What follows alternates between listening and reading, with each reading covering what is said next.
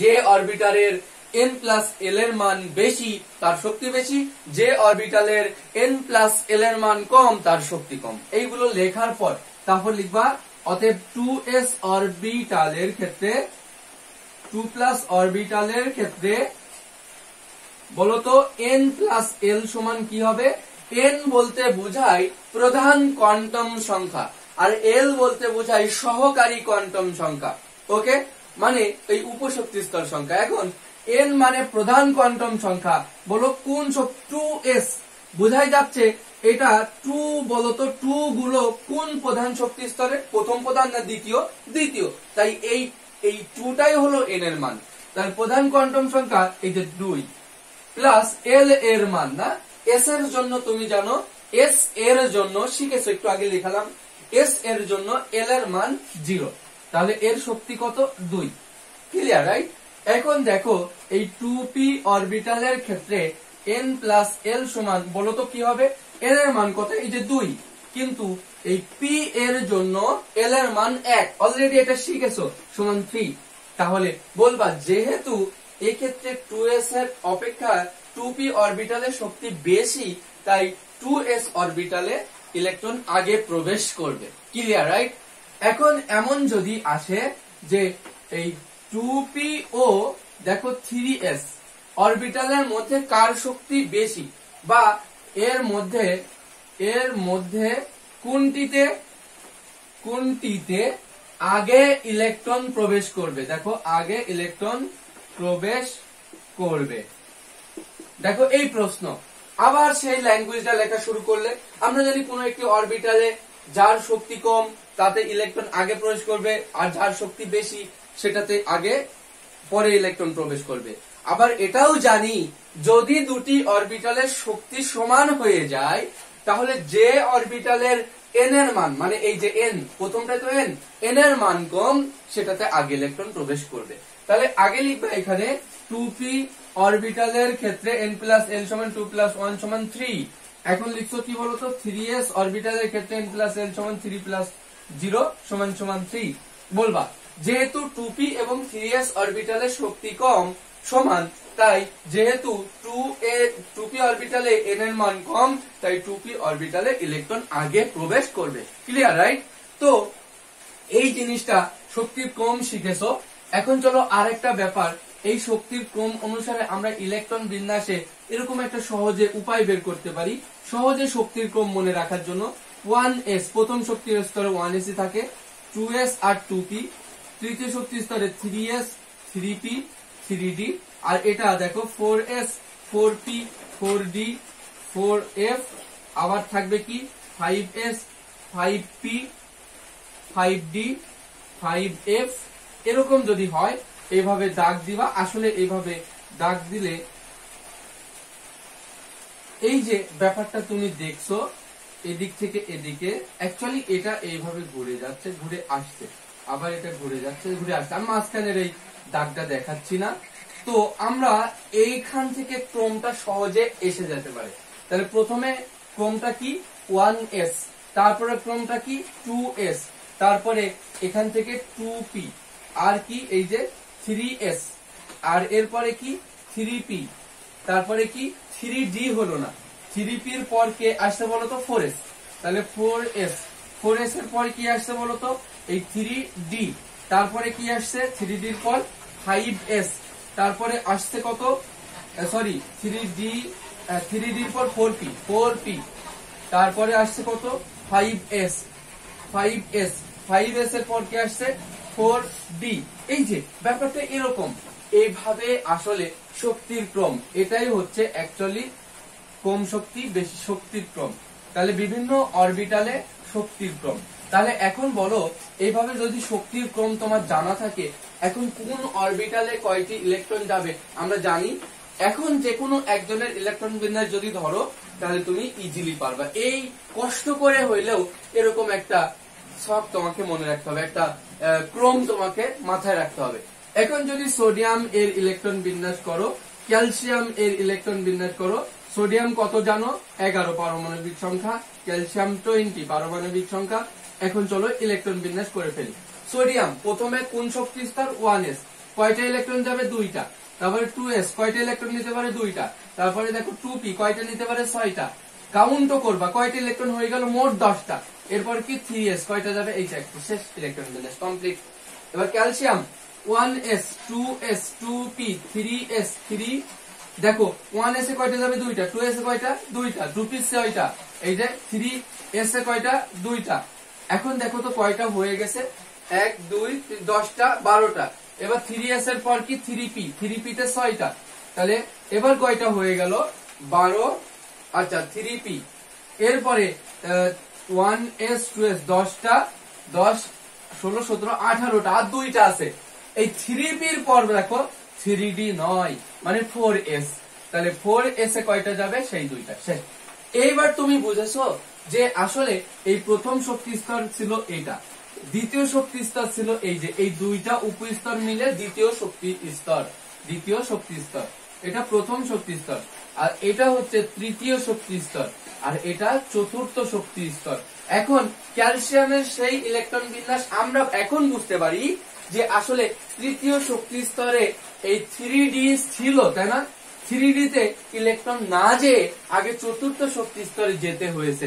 এই জায়গায় electron fill up না করে আগে এই 4s এ ইলেকট্রন ফিল আপ করেছে, একটাই কারণ যে এই তৃতীয় শক্তি স্তরের 3p কে সে ফিল আপ করে দিয়েছে, কিন্তু 4s এ দেওয়ার আগে 4s এর থেকেও কম শক্তিশালী এই 3d থেকেও কম শক্তিশালী এই 4s এ ইলেকট্রন দেওয়া লেগেছে।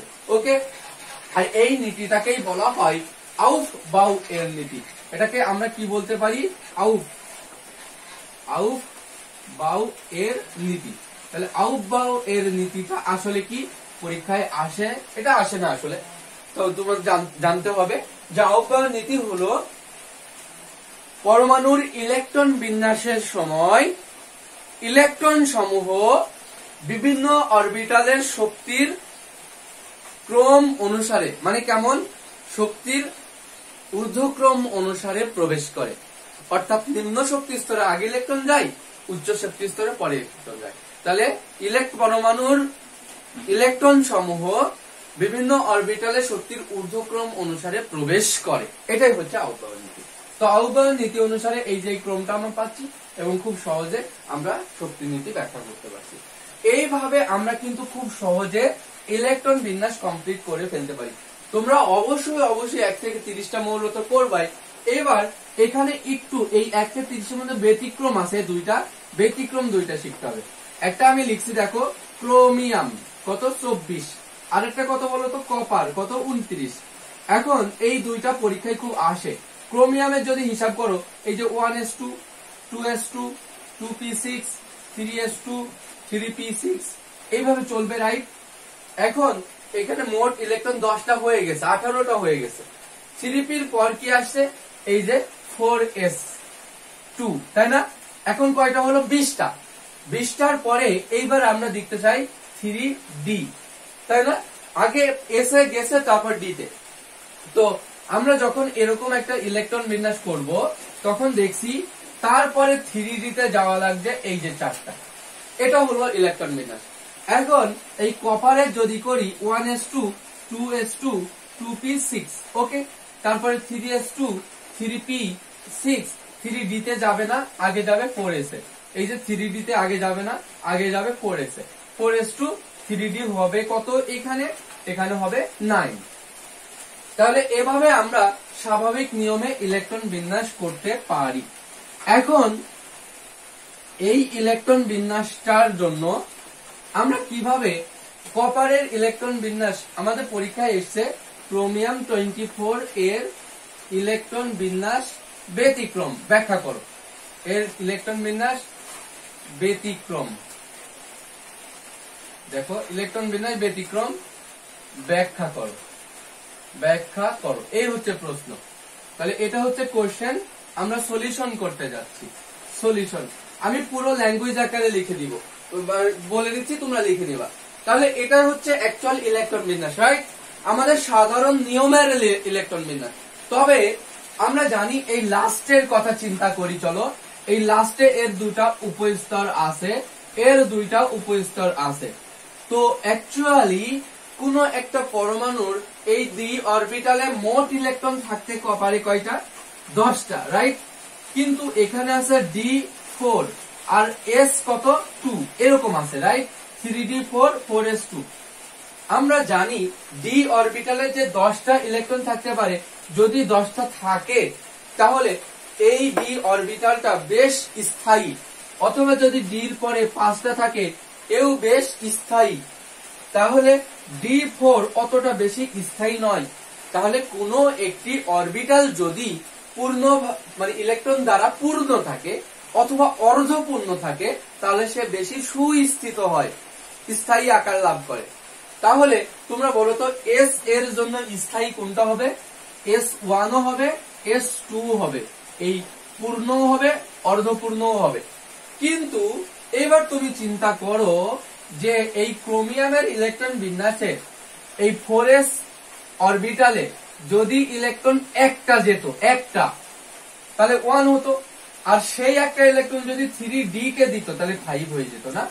এখন দেখো এই যে আমি বক্স করে রেখেছি এই কাঠামোতে ডি অরবিটাল অর্ধ মানে অপূর্ণ, অর্ধপূর্ণও না পূর্ণও না, অপূর্ণ, কিন্তু এস অরবিটাল পূর্ণ।